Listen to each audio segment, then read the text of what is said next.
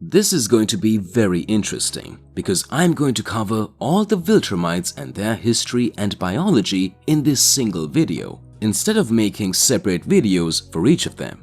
So let's start with the origin of all the Viltrumites in the Invincible universe. So it starts with a planet called Viltrum. Viltrum was a lush, beautiful world ruled by a race of cruel beings with godlike powers. Viltrum had a carbon-rich atmosphere and gravity 1.25 times that of Earth and was twice the size of it. One rich in resources, the natural wealth of Viltrum had long been depleted. Viltrum is renowned for its verdant rainforests and surreal glass deserts, but is plagued by earthquakes and methane storms. The prime inhabitants of Viltrum are the Viltrumites, an advanced humanoid race of immense physical power and imperial ambitions, who dominate Viltrum and every other inhabitable world within hundreds of light years. Each Viltrumite can fly and possesses incredible strength, speed, and invulnerability, as well as other superhuman powers. Viltrumites age very slowly as well and end up living for thousands of years. The Viltrumites' physical power and immortality have strongly influenced their society, creating a species-wide superiority complex and the sense that they are destined to rule lesser beings. Hundreds of thousands of years ago, before they set off to conquer the stars, Viltrum was rocked by a horrific civil war. Those Viltrumites who valued strength and believed in their natural superiority decided to expunge the weak from the planet and set upon those who opposed them or were deemed unfit in a global bloodbath called the Purging. Years later, the planet laid in ruins and half of the population had died, but at last the weak had been eliminated. From that point on, Viltrumites adopted a brutal doctrine of eugenics, meaning only the strong were allowed to survive in Viltrum. Viltrum was rebuilt by its superhuman population, who then set their sights on creating a galactic empire. The Viltrumites established the World Conquering Committee, an organization responsible for the expansion of the empire. Their pattern was always the same. A planet targeted for assimilation would be offered a chance to willingly join the empire under its patronage. Those that refused were destroyed by an army of flying Viltrumite warriors. So after thousands of years of expansion, the Viltrumites reached their limit. Their supply lines were stretched to the limit and they no longer could dispatch an army to each planet they wanted to conquer. For a time, they used proxy armies conscripted from planets that they had already conquered as invasion forces. But it was clear that the booming rate of growth that they had seen for millennia had come to an end. Then, a new strategy was needed. So some selected soldiers on the World Conquering Committee were tasked with preparing suitable planets for inclusion into the empire. These vanguards were sent on 500-year-long missions to the targeted planet where they would study the inhabitants, eliminate the defenses, and prepare the natives for the incoming invasion. The most noteworthy Viltrumite vanguard was Nolan, who was a veteran warrior who was responsible for preparing the Earth for a takeover before he abandoned his post. But it was not that easy for Viltrumites because they had enemies, and the only force willing to directly challenge Viltrumite expansion was the Coalition of Planets, a galactic federation led by the great Thaddeus, who was secretly a Viltrumite himself who opposes his race's doctrine of subjugation and oppression. It is revealed that the coalition developed a disease capable of killing the Viltrumite population by using genetic information extracted from Thaddeus. The virus had a devastating effect on the Viltrumite population and ended up killing over 99.999% of the population. By the time a vaccine was available, less than 50 Viltrumites were left alive. This hampered their ability to conquer planets and resulted in their lines being stretched and weakened in the galaxy. Because of this, interspecies breeding, which was once seen as a taboo, was encouraged, and vanguards were sent to the planet to scope it out and weaken it. so that by the time the Viltrumites arrived, it would be relatively easy to subjugate them. So, when I was doing my research for this video, I came across a Reddit post where someone explained the science behind the Viltrumites, and the explanation is pretty amazing. So all the credit goes to that guy for this. According to this hypothesis, the Viltrumites' formidable powers seem to result from a global transhumans program that had been going on for centuries. Through this program, the Viltrumites became the most powerful corporeal beings in the universe. A single Viltrumite with a sufficiently robust genetic heritage can decimate a civilization. Aside from their powers, the most unique feature of the Viltrumites is their modular genetics. These gene mods carry significant bracketing on every gene, and complex cellular tagging systems on specific genomic regions result in every cell expressing detailed markers on its surface based on type, function, and location in the body. This means their genes automatically modify their somatic genotype to a preset baseline. Simple liposomes coated in the appropriate cell tags can carry specialized enzymes to edit the genome as needed. Long segments can be inserted that cause a programmed series of cellular behaviors that lead to large-scale tissue remodeling per signals from neighboring cells following their own programs.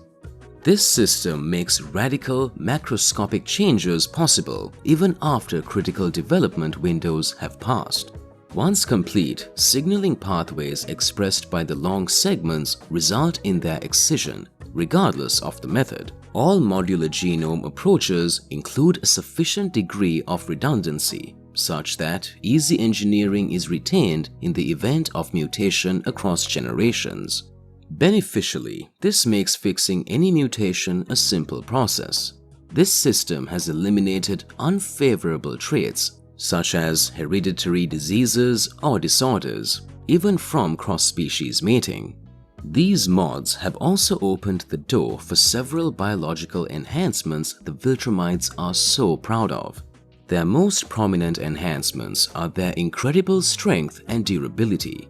On average, Viltrumites are naturally heavily muscled without the need for exercise. Even the least active Viltrumites typically maintain muscle mass compared to a baseline medium-level amateur decathlete, just from normal day-to-day activities and other biological modifications.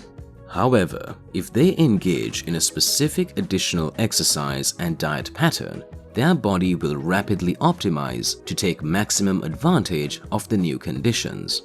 Their muscle fibers are also astoundingly powerful beyond a Viltrumite's body proportion by several magnitudes. In addition to this, their bodies are augmented by a fleet of nanobots called a utility swarm. These nanobots incorporate inorganic materials such as carbon, boron, and nitrogen to reinforce the muscles and exponentially expand their strength to somewhere within the threshold of 25,000 times that of a regular human. However, even that doesn't totally account for the upper limits of their strength. The swarm also reinforces the tendons, skeleton, and skin using motile polyfullerene, a fullerene nanotube composite, which is a self-repairing molecular structure in the shape of dodecahedrons the size of protein chains, but with multiple collapsible graphene nanotube appendages. These arms can grasp each other to assemble new stress compression trusses with powered interstitial joints. This structure reaches the upper physical limit of tensile strength, making Viltrumite bodies nigh invulnerable on a cellular level. They can survive nuclear explosions and can even withstand the intense heat of stars for a short time.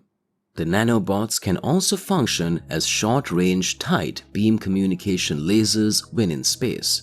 Small clusters in the brain transmit fully coherent messages in a manner similar to telepathy, thus negating auditory speech in a vacuum, though they require another being with a similar transmission setup for it to activate. Viltrumites also demonstrate a faster reaction time than what would be considered humanly possible. On average, Viltrumites have greater white matter signal transmission and gray matter processing efficiency and large diameter nerves, making their reaction time 1,000th of a second, with an increased volume of fast twitch muscle fibers, allowing them to move fast enough to take advantage of this reaction time. Viltrumite respiratory systems capture and use oxygen much more efficiently. They utilize a counter-current exchange system that allows them to operate in low-pressure or high-altitude habitats comfortably. Their lungs also have redundant air sacs distributed across their skeleton to maximize their oxygen intake and act as storage organs. In space, Viltrumite bodies undergo a process similar to the mammalian diving reflex. After taking a lungful of air and entering a vacuum, the cardiovascular system immediately slows the heart rate, redirects the blood to the vital organs to conserve oxygen, releases red blood cells stored in the spleen, and causes heart rhythm irregularities. Individually enhanced tissues enter a hibernation state, consuming less energy and oxygen. As storage organs begin to deplete, symbiotic algae in the lungs act as minor CO2 scrubbers to produce small amounts of emergency oxygen. A healthy Viltrumite can usually survive in a vacuum for 2 weeks at most using this system. Viltrumite's healing capabilities are also very remarkable. Low-error DNA repair, stem cell production, rapid clotting, scarless tissue remodeling, and organ regeneration are all standard Viltrumite's features. As long as the brain and heart remain sufficiently intact, a Viltrumite can heal from just about any injury. Their immune system has also been significantly enhanced, virtually eliminating autoimmune disorders and improving pathogen recognition and adaptive response. However, this system isn't perfect, as the Scourge virus managed to bypass their immunities and switch off various gene mods in the Viltrumite genome, rendering them powerless. Additionally, Viltrumites demonstrate something close to biological immortality, as their bodies are highly resistant to age and remain in physical prime for thousands of years, with only minor signs of aging. This means their bodies produce vast quantities of telomerase, which are ribonucleoproteins that restore short bits of DNA known as telomerase, which are otherwise shortened when a cell divides via mitosis. In normal circumstances, where telomerase is absent, if a cell divides recursively, at some point the progeny reaches their Hayflick limit, which is believed to be between 50 and 70 cell divisions. At the limit, the cells become senescent, the cell division stops. Telomerase allows each offspring to replace the lost bit of DNA, allowing the cell line to divide without ever reaching the limit. The most interesting aspect of the Viltrumite biology is their apparent parasitic reproductive material. They can mate and produce viable offspring with any species capable of fertilization and gestation through a form of parthenogenesis. Male Viltrumite sperm cells are basically pre-fertilized eggs that implant into the mother's womb and hijack the gestation process. As for female Viltrumites, the ovum accepts sperm as a signal to begin fertilization. The resulting child from cross-species mating is 100% Viltrumite, and no genetic material is actually taken from the partner. Instead, the donor's genetics are scanned and used as a map to randomize the offspring's genes. Some minor cosmetic differences might persist in the child's biology, but soon the gene modification kicks in, which is usually during adolescence. The child becomes entirely Viltrumite. Finally, their strength and their ability to fly can only be explained through mass effect. The nanobots in Viltrumites must allow them to create clusters of exotic atoms across their bodies to create the negative mass. Negative mass is a so far hypothetical state of matter in which all the properties of a particle are the same except their reaction to specific forces. A push on negative mass would cause it to go flying in the opposite direction. Viltrumites use this ability to temporarily turn parts of their own body and object touching them to negative mass and fashioning a web of negative mass throughout the object, creating an opposing force against itself, thus counteracting its own weight without breaking it into pieces. Viltrumites make these negative mass nets within themselves to provide the internal structure with the proper strength so they don't fall to pieces either. This allows them to have unaided self-propelled flight by subtly manipulating the local space-time metric so they can fly through the air or even in space. They are very acrobatic flyers with instinctive understandings of three-dimensional combat, owing to a highly developed inner ear function. Unfortunately, this is also their greatest natural weakness, as specific frequencies can disrupt their equilibrium and cause intense pain and even death. So, coming back to their story, when the Viltrumites discovered Mark Grayson and his strength, they offered him the chance to replace Nolan as the Vanguard of Earth and claim it in 100 years in their name. They sent Anissa to check up on him on Earth. After discovering that he has not made any attempt, she tries to convince him that the Viltrumites will develop human life on Earth and take only what is required from the planet before leaving and destroying Earth. He declines again, leading to a fight. She leaves and informs General Craig of his decision, who claims it is a shame because Mark showed such potential. Later, Conquest came to Earth to check on it. As the bloodiest and most ruthless vanguard ever, he revealed that even though he was sent just to convince Mark, he would not take Anissa's route. He is delighted to see that Mark still refuses to start the work on Earth, and so decides to kill him and take the planet himself. After an intense fight, Conquest was defeated and imprisoned on Earth. After Conquest manages to escape, he is summoned by the Regent Thrag to account for his actions. Thrag spares him but warns him to kill the Viltrumite defector and his son before they reach the Coalition home planet. An attack and a team of Viltrumites and alien allies attack the ship bound for the home planet. His attack is swatted due to the presence of other heroes, such as Tech Jacket and Alan the alien. After Conquest is reportedly killed in action, the Coalition launches a full assault on the Viltrumite Empire. After months of fighting, Viltrumite allies begin to join the opposition after seeing that the Coalition of Planets may win the war. When Grand Regent Thrag notices that the Coalition is winning, he stages an attack on their home planet using information from an insider. The odds seem to be in favor of the Viltrumites, but the Graysons arrive and intercept the invasion together with Thaddeus. The mole in the Coalition is killed. With their main vessels destroyed and the war moving into the final stages with the Coalition being the obvious winner, the Viltrumites gather at their home planet to regroup and gain their confidence. However, the Coalition takes this chance and stages a preemptive attack on the planet. Using information from Nolan Grayson, they had gathered a few materials and species in the universe that could harm the Viltrumites.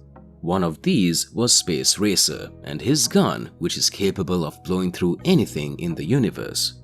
The attack is at first unsuccessful. Some Viltrumites hide in the ring of the planet and ambush the team, while others emerge from the planet. After intense fighting, Mark, Nolan, and Thaddeus manage to break free and fly through the entire planet, destroying it in the process. The remaining Viltrumites are outraged at the destruction of their heritage and fight even harder. Thrag breaks the jaw of Oliver Grayson, rips his arm off, and kills Thaddeus, declaring him the ultimate traitor of the Viltrum Empire by allowing his blood to be used to develop the virus which caused the Viltrumites to be endangered. Though Invincible tries to kill him, Nolan reveals that as Regent, he is the absolute strongest member of their race. Thrag leaves Mark and his father mortally wounded and leaves with the other Viltrumites as they try to start their race on another planet.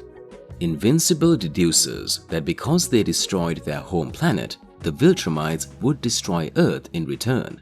This is revealed not to be the case because Mark displayed that he was nearly as strong as a fully trained adult Viltrumite. The Earth would be used as a breeding ground by the Viltrumites. The Viltrumites will not interfere on Earth but blend in and repopulate their species. Because there were only 35 Viltrumites still alive, they could not continue their conquest. But 35 of them would be more than enough to destroy Earth and all life in it. However, once their army reaches a formidable size, the Viltrumite Empire will once again rise to reclaim the galaxy. This didn't go as planned because Nolan turned out to be the heir of their Emperor Argol and Thrag was exiled.